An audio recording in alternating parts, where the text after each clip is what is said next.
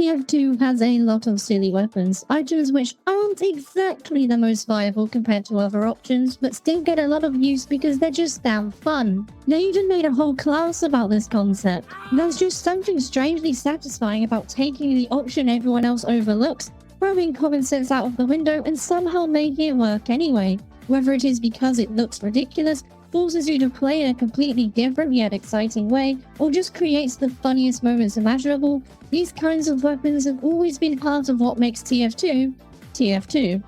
And one of my favourite weapons which fits into that category is the buffalo steak sandwich. It is a lunchbox item whose whole primary selling point is convincing you that firearms are overrated, because apparently the best way to win a gunfight is to eat a steak and start throwing hands, something entirely impractical, and the only real use case is using it in medieval mode.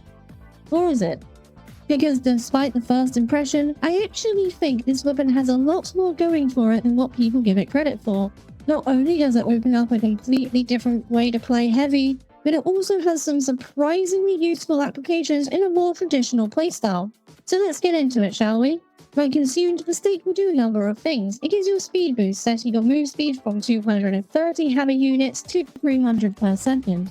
Or if you prefer percentages, you are now at 100% move speed, which is the same as in pyro. The effect will also give you mini crits, but locks you into only using your melee. That makes it so that basic punches go from 65 damage to 88, letting you now 2-hit medics, pyros, and demos with 3-hit soldiers. Sounds gimmicky, but that is the point. In theory, these stats work to allow Heavy to close the distance between him and his enemies to let him melee them akin to Demonite. The difference being that Demonite is actually faster than most classes, has a charge which allows him to gain even more mobility, and has increased health compared to his base class. Heavy has none of this. Sure, the steak makes him faster, but he's now only the same speed as general targets, and he doesn't have another form of movement, meaning that if they just hold S and shoot you, you'll just die. This is made worse by the fact that Heavy gets a 20% damage vulnerability, making him effectively only have 250 HP when it's active. So what usually happens is you will eat the steak, run at people trying to punch them, and then get killed yourself. But trying to play the game running straight at people with your melee is an easy way to die regardless, even if you have a lot of HP. Yet for some reason that is what everyone tries to do with this weapon. They naturally fail in doing so, and then never touch it again. Personally, I think the best way to use the steak isn't for a head-on fight. As I just went over, you can easily die. Instead, I like to use it as an ambush tool by taking a flank route and taking enemies from behind. You may be asking, why not do this as a regular Heavy with the minigun, but trying that can cause you to run into certain problems. I'm coming for you! Kaboom! Kaboom! How could this happen? Not to say you can't ever use it to run at people head-on in a fight, just need to play a little smart. For example, do an ambush from around a corner or in a tight space where enemies will struggle to run away from you. When you play smart and get the drop on enemies, the downsides of the steak basically go away. Taking extra damage doesn't matter if you don't get shot as much compared to a regular Heavy. Being forced into melee isn't a big deal when you have the opportunity to close that gap and attack them first before they notice you. And now you are already in their melee range, so when they do start to attack you back, just holding S won't save them because get this, you move faster than what they can move backwards. But all this talk about punching people is meaningless until you cover which melee weapons to use with the steak. And I believe that the large majority of Heavy's melees are actually really good for this playstyle, but I will quickly go over the ones to forget. A little unknown aspect about the steak is that not only does it increase your movement speed, but it will also bring in a speed cap of 310 hammer units a second, or 104% movement speed. So for the case of the Gru and Eviction Notice, there's speed boost when held will stack, however you are only going to be gaining 4% extra move speed for that, which is simply not worth the health drain for 16 seconds. In the case of the Gru, the speed boost of it by itself and the steak is the same, so just holding out the melee for a movement speed buff without any steak will probably be more effective. At least the Eviction Notice is already a really small speed buff by itself, so it has a use there, I suppose.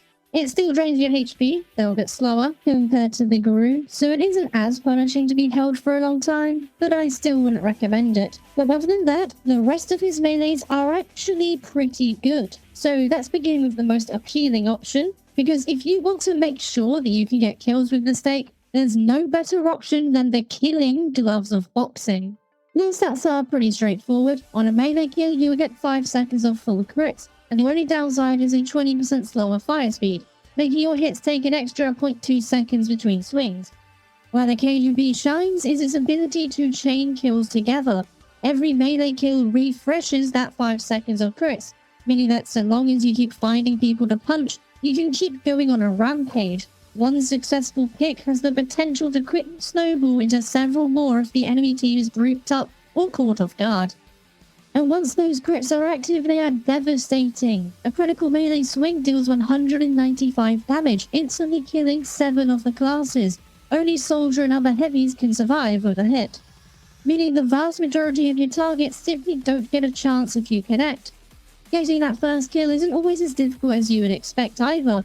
Unlike other weapons which have guaranteed critical hits, the KGB can still do random crits for some reason. It's not something you should ever rely on, but every now and again the game decides to hand you a free ticket into a crit chain, and you should never be complaining about that, because it is completely fair and balanced, of course. Although it is important to mention that since you are locked into your melee for combat, that slower swing speed can actually be impactful. Granted, not by a huge amount, but there will be situations where an enemy is able to just get away from you in that small fraction of time where you can swing. It also does make getting that first kill a bit harder, giving them more time to run away or fight. If you don't get a random crit, potentially adding an extra 0.4 seconds until they die, which sounds small, but in TF2 it is a long time. And the funniest part is that the critical hits aren't just tied to your melee weapon. If the stake effect ends and while your crits are still active, you can pull out your minigun and use the crits for that. Amusingly, it doesn't happen very often between the minigun spin-up time and the fact that you can't manually cancel the stake effects. Most of your crits are going to be sent punching people, but on the rare occasion the timing lines up, well, a crit minigun is really strong.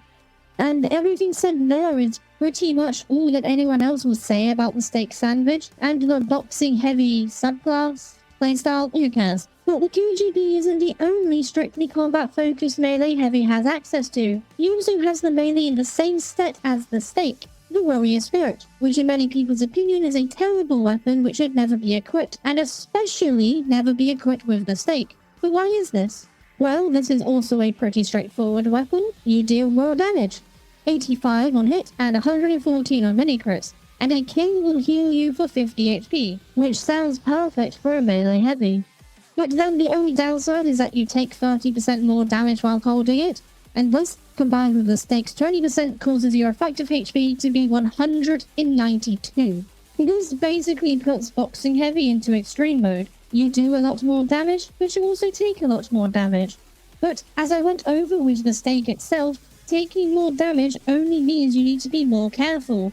It by no means makes it unplayable, and the heal on kill, while not a huge amount, is still a great help. It will pretty much negate any of the extra damage you take because of your vulnerabilities. What I mean by this is, for example, a pipe will always do 100 damage. With both of these vulnerabilities active, it will do 156, which means that if you take a pipe and then you kill someone, you would have only taken 106 damage, which is basically the same as a regular heavy. So from this perspective, this melee weapon has close to zero downsides, and it gives you an incredible damage boost. While you can't one-shot light classes, you get pretty close. People would love to say that this kills the weapon even more, because the damage boost doesn't actually cross any more major thresholds, but it isn't uncommon to punch a light class once and have them die because they took a tiny fraction of chip damage. It also allows you to 2-hit soldiers and 3-hit heavies, and on a random crit you do 254 damage. But what some people may have noticed is that with this combo you are at 192 effective HP, which is enough to be one-shot by a random melee crit, meaning that you can punch someone, they can turn around and erase you from existing, right? Wrong. Because something very interesting about the stake's damage vulnerability is that it isn't affected by critical damage. So talking about just the stake for a moment, instead of taking 234 damage from a melee crit, it will only do the normal 195. This also applies to mini crits. With the Warrior Spirit equipped, crit damage goes to the regular 254 from just holding the Warrior Spirit. So the way I see this is that every class has the potential to two-shot you with a melee crit, but you will two-shot them no matter what with basic hits. And if you get a random crit, just about anyone dies. Even against a Demo Knight, the matchup is actually in your favor. With a crit charge, he needs 2 swings to kill you, while you need 2 by default. He needs 3 otherwise. Of course, this assumes that people will melee you, but many will actually choose to shoot you with a gun, believe it or not, which is why, again, I stress the importance of starting fights yourself before they get the chance to shoot you. If you get the drop on people, you are essentially the same as a soldier in damage per shot and also hit speed. And how often have you played TF2, only to be hit once with a rocket, and before you can react, be hit for a second time, dying? It's the exact same. And while I'm on the topic of damage vulnerability, because you take more damage, you will be knocked back more, which may seem bad, but it also allows for greater surfing potential. Usually a heavy will struggle to surf, since he actually has a built-in resistance to knockback. But the extra damage taken cancels this out, from the stake, and especially the Warrior Spirit, which is why I'm mentioning it here. So if you really can't close the distance, just do a rocket jump, idiot. But hey, maybe taking extra damage isn't really your style, and you don't need to deal more damage either. 88 is good enough. Or may I interest you in using the Fist of Steel? These are pretty much just a defensive utility item. Why am I suggesting using it for combat? Well, it actually does make a lot of sense. As we've gone over, the stake sandwich gives you a damage vulnerability. So what if using both the resistance and the vulnerability at the same time will give you a 28% damage resistance, putting your effective HP to 416. So while not quite the 500 you would normally have with the Fist of Steel out, it is still much higher than the 300 of a normal heavy, and far more than the 250 you would normally have when under the effects of the stake. This is really great for this playstyle, and allows you to be far more aggressive with a lower risk, letting you eat another shot or 2 before being taken out.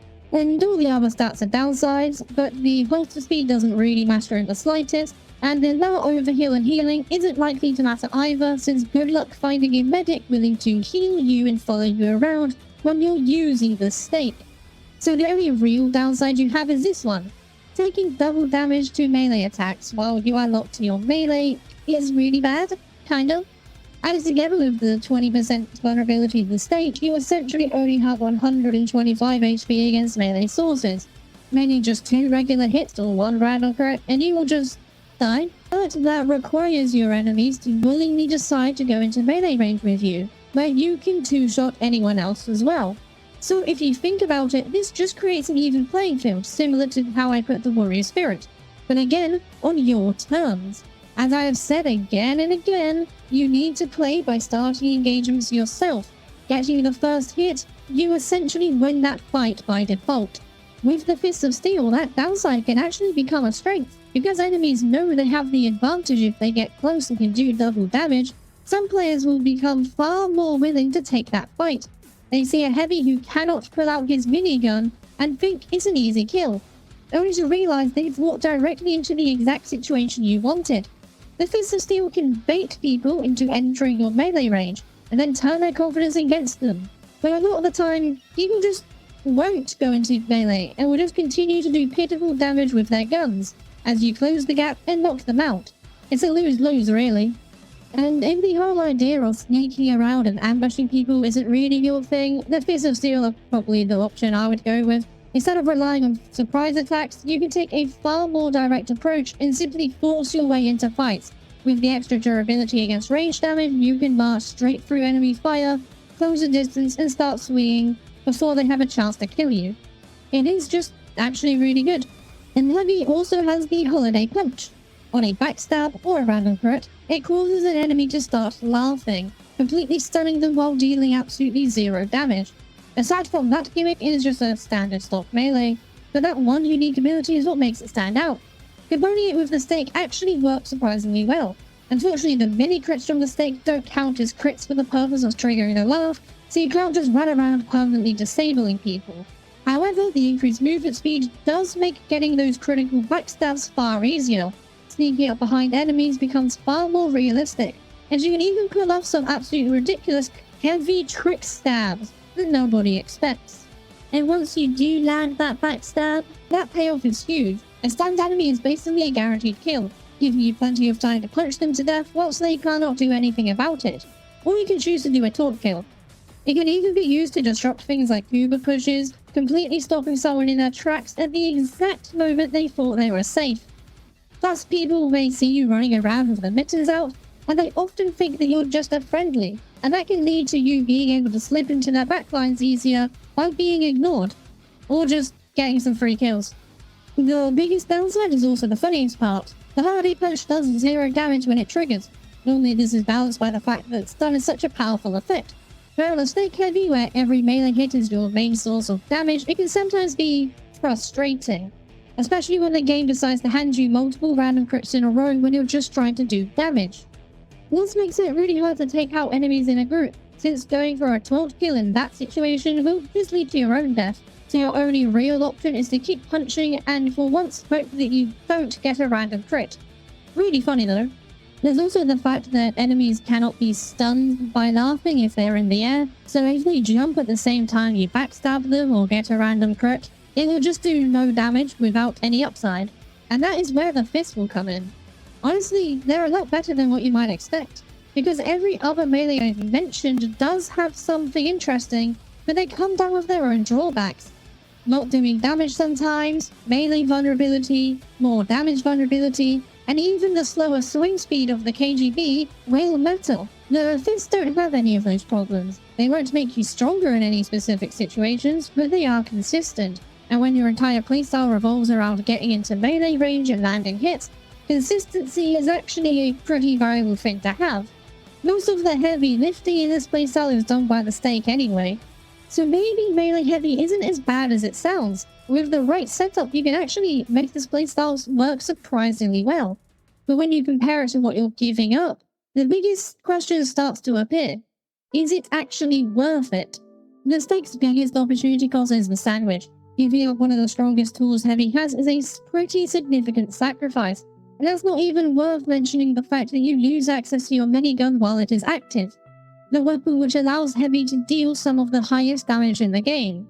So sure, running around punching people is fun, but a minigun can just delete entire groups of enemies in seconds. So why would you ever bother choosing the stake over just playing normal Heavy? But that's just the thing. You don't have to choose between playing one or the other. You still have your minigun, it's not gone forever, it's simply unavailable for the duration of the stake. Once that timer runs out, you're back to being a regular old Heavy with all the firepower that comes with it. The stake isn't replacing your minigun, it's giving you a temporary alternative way to play before you're back to doing what Heavy does best. So yes, you can just play as a regular Heavy with the stake equipped. The thing is that the stake isn't only useful for running around and punching people, it can also function as a utility tool.